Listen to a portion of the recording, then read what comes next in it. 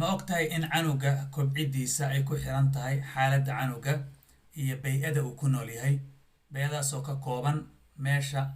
ama dadka uu la nool yahay canugaasi wuxuu raad ku yeelani dadka ama waalidiintaasina waxay raad ku yeelan karaan canuga kobcitaankiisa tusaale ahaan canug dhicisnimo ku dhashay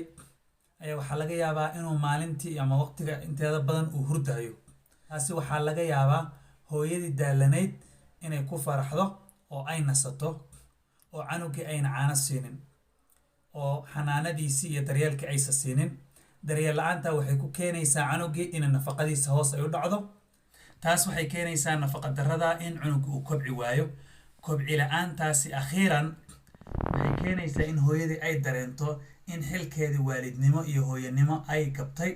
taasina ay murugo ku keeni karto haddiise waalidku kolka horeba canuga xanaanadiisa uu xil iska saaro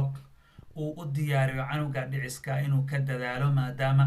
uu ku dhashay asagoo waxyaalo fara badan u baahan oo xanaano ah waxay keenaysaa canugii sidii la rabay inuu kobco ayna dhibaato iyo kobcid la'aan iyo nafaqa darro aysan ku dhicin. السلام عليكم ورحمة الله وبركاته.